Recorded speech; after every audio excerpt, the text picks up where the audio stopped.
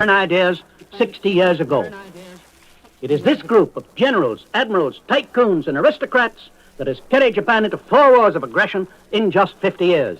Each war brought vast accessions of power, prestige, territory, and resources. Now, by the peace treaty Japan is about to sign, she goes back to where she started when she made war on China in 1895. There was one note on the Tokyo radio today which we can approve. General Tada, president of the Japanese Board of Technology, said this: "From now on, the Japanese people must show their indestructible strength by contributions to every field of culture. Then the world will look up to our virtues and come closer in friendship." It was because the Western world admired Japan's culture and Japan's progress that there was real friendship between Japan and the United States 40 years ago. Then, easy success in the First World War stimulated latent militarism that led Japan first to oppression, then to disaster. Now, time must pass before friendship can come. Good night. And here's Lyle Van for the Pure Oil Company. Good night, Mr. Cobb.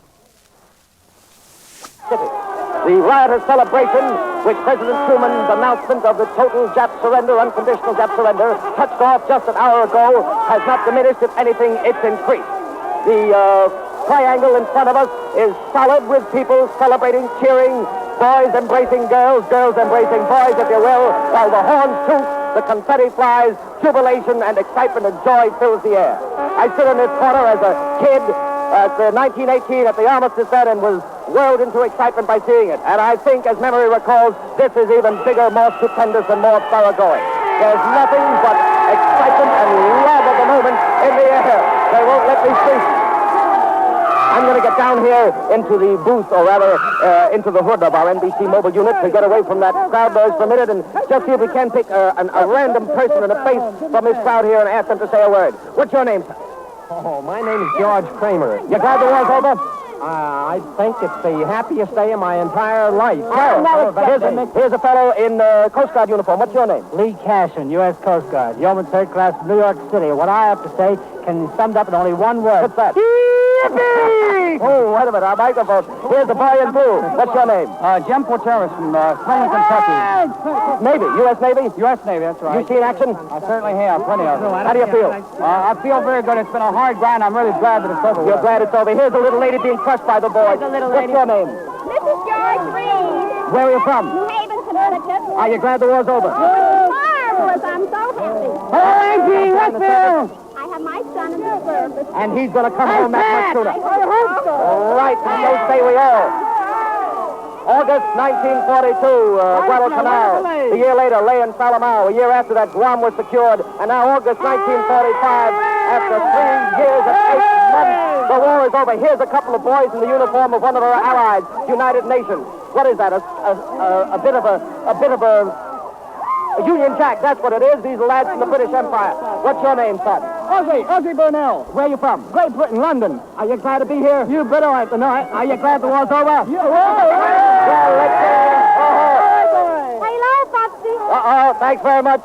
It's literally, ladies and gentlemen, it's confusion and madness here. I've got to try to just get out of this mob if I can't. Oh, hold it, brother. And try to see if I can. Oh. We're about 3 feet away from the folks now and sticking our head up out of the turret of the NBC mobile unit, looking down to the south, way down to 40th Street, 38th Street. It's a mass of solid humanity. Right above us is the electric motograph of the New York Times building, which first flashed to this crowd here the news of President Truman's announcing of Jap surrender. The cause of the increased cheers at this moment is an impromptu parade. And how a parade can negotiate here is one of the modern miracles of the world. It must have some energy of its own, because in this mass of people, it still acts as a phalanx, and they're pushing themselves forward and making an impromptu parade here with someone carrying aloft the Stars and Stripes. There's a song going on right below me. Let's listen.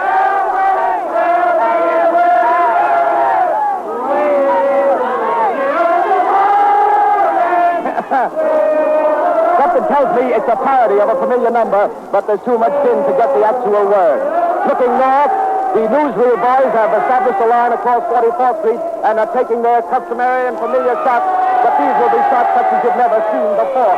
Up above, the air is still filled in the coming twilight of a little after 8 o'clock in New York The air had still almost the saturation point of particles of paper and confetti. It must be whipped up by the eddies and thermal currents and come down again. There are big streamers going out from one of the office buildings, 46th to 47th Street, and right alongside us is a sight familiar to every man, every serviceman certainly, who's been in Times Square, a prominent advertisement with a serviceman puffing leisurely on a puff of a cigarette. Ladies and gentlemen, this is Bill Hurston speaking to you from in front of the White House near Lafayette Park. And you've never seen anything like it in your life in Washington. It's very unique because on VE Day, Washington would not get excited. But today they've gone completely crazy. In words fit for radio, all heck has broken loose. I've never seen anything like it. There are 10 to 15,000 people jamming the streetcars are lined up for 3 and 4 blocks away from us.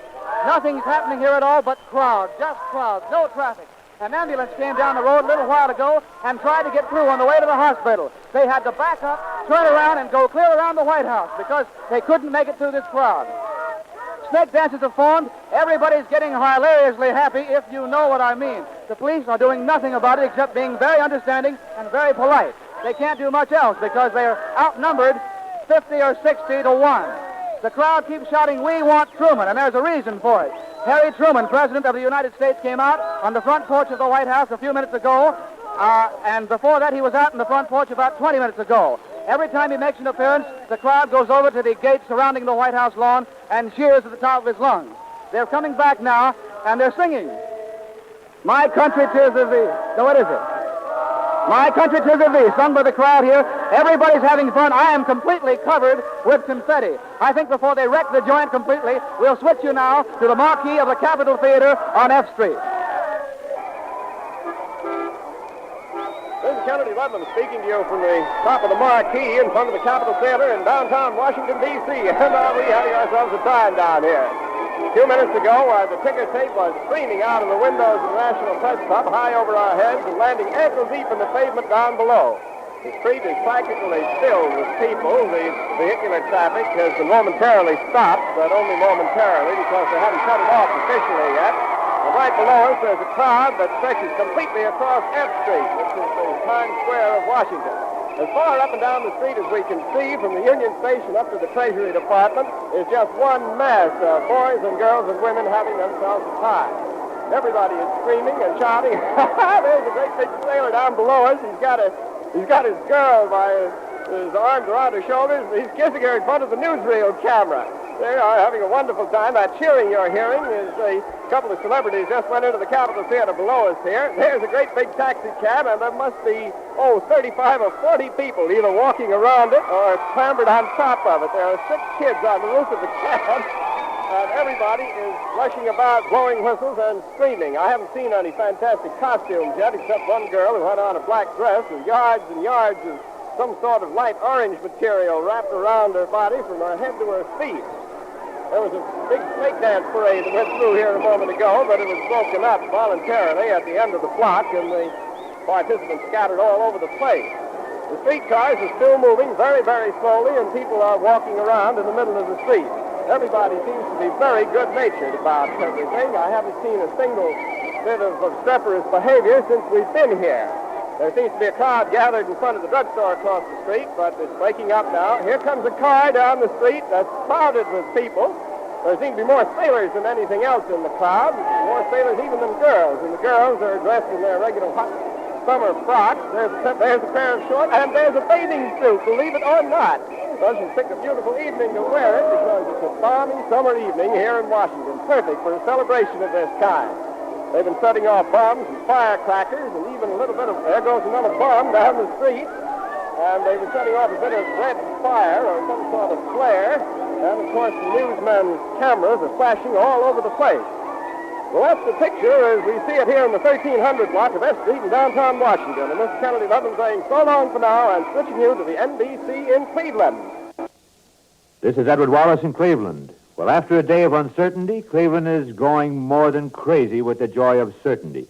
When the first official word was flashed throughout the city, the swelling of noise began like a murmur far in the distance. It's grown steadily until now it's just one great roar. The din of whistles is telling the story of a nation glad and thankful that at last this great conflict is over, that once more we can turn our feet down the pathways of peace. On the street just outside our studios here in Cleveland's NBC building, the air is filled with a storm of paper, and the streets are packed with cheering throngs. I'm going to take us out into the street now, where our mobile unit is waiting to bring you a first-hand picture of how Cleveland is reacting to this greatest day in our history. Come in, Tom Haley. Say, Cleveland, how do you feel about the war being over?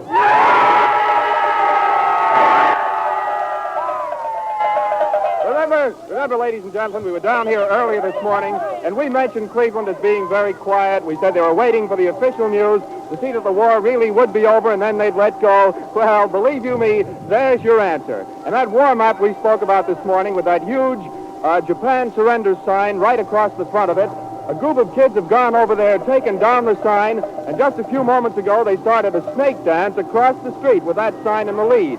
A couple of cars have gone by with cowbells on them, with regular fire engine bells on them, and believe you me, Cleveland's going mad, isn't it? Well, it's very, very hard to understand how there can be so many people in the offices, but just a few minutes ago we had a veritable snowstorm from the office windows. And right here on my left, I have some members of Uncle Sam's Coast Guard, am I right?